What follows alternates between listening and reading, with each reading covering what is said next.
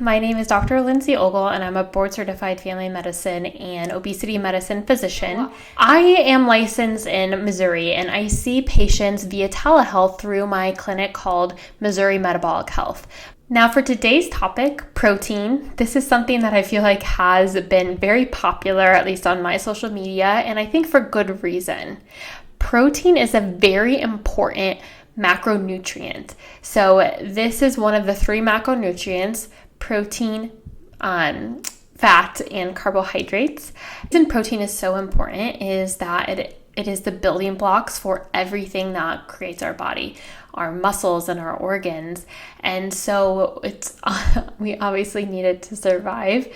One of the major concerns about the newer weight loss medications, the GLP-1 agonists like Wegovy and Zepbound, is that since they are such powerful appetite suppressants, that people are not eating enough protein, and this is leading to muscle loss. And this absolutely can happen, but it's not a guarantee. It doesn't automatically happen. So we need to be very strategic when we're taking these medications to make sure that we are getting enough protein and doing things like resistance training so that we can build and maintain our muscles. And this is really something we all should be doing. And having enough muscle mass is actually linked to longevity and health. So the people who have more muscle mass are the ones that live longer and live better. They're able to continue to live independently and carry their groceries when they're 90. They're able to get up and down off of the toilet and up and down stairs and in and out of bed. So this is something that we really need to be thinking about at a younger age so we can prepare ourselves to be able to do those things as we grow older. How do we do that? So we can eat more protein. And depending on who you ask, you're going to get different answers about how much protein that you should be eating. And there are a couple of ways that I recommend this, or I look at this. Very broadly speaking, on average, I would say most people should shoot for around 100 grams of protein per day. Now, this is obviously not an exact recommendation, but it's a good kind of baseline goal to look at. That being said, if you are somebody who is pretty petite and small, you may not need that much. You may need closer to 70. Or if you're someone that's very tall or has a lot of excess body weight at the time, you may need more, like 140 or more. Also, men tend to need a little bit more protein than women. That being said, on average, women eat less protein, so it's something that we as women need to really focus on. Another way to look at it is to look at how much you weigh and convert that to kilograms. And so that's dividing your pounds by 2.2. And whatever that number is, you want to make sure you have at least 1 gram per kilogram of your body weight. At least. A lot of people will do better and feel better at higher amounts, more like 1.5 or even 2. So again, this is something that is a little bit more tailored and individualized and may be best for you to either talk with your doctor or a dietitian or a personal trainer about. But those are rough estimates to take a look at and get started.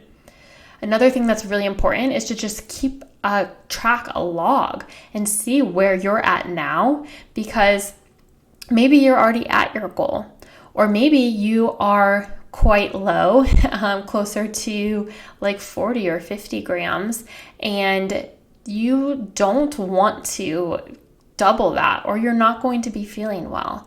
And so you want to know where you're at now, what your goal is, and then have a plan to incrementally take steps to get there.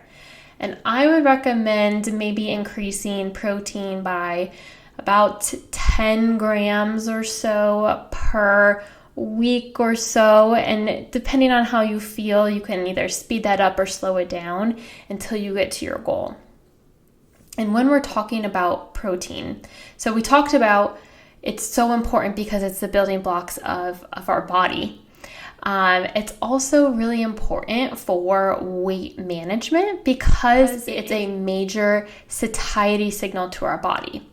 So when we have enough protein in a meal, it tells our system that we have gotten that nutrient that we need and that we are okay to stop eating. And so what it does is it helps suppress our hunger hormone, ghrelin.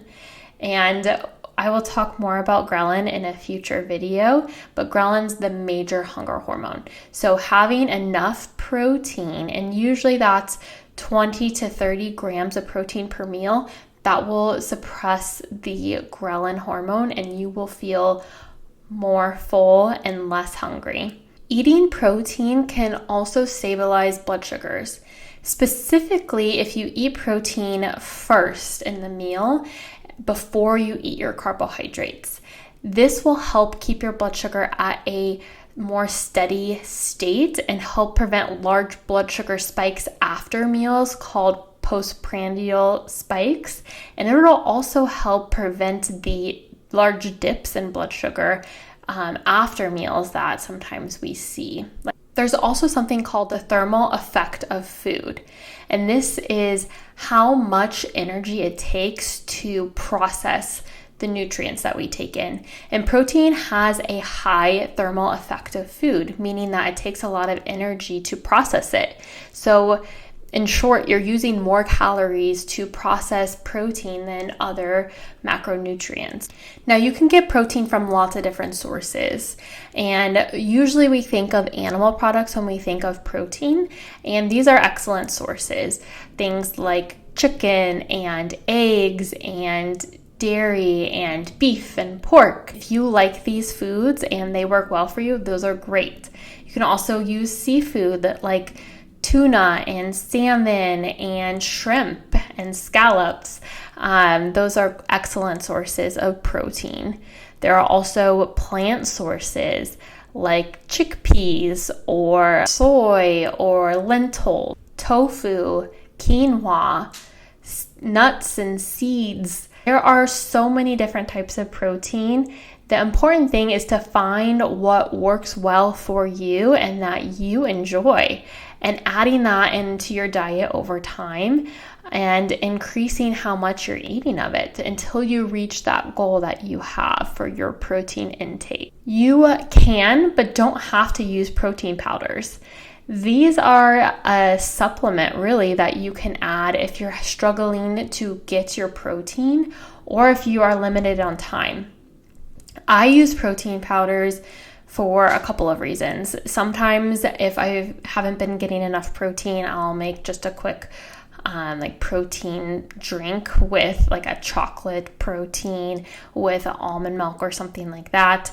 I also use protein powders to make desserts, and I can make high protein desserts, and I get a lot of those ideas just from social media, and they to me taste great and are very satisfying. So I am able to satisfy my sweet tooth while maintaining a high protein diet. So I highly recommend looking into high protein desserts. And there you have it, the importance of protein and some tips on how to best incorporate it into your lifestyle for a healthier metabolism. And if you live in Missouri, I would love to have you as a patient.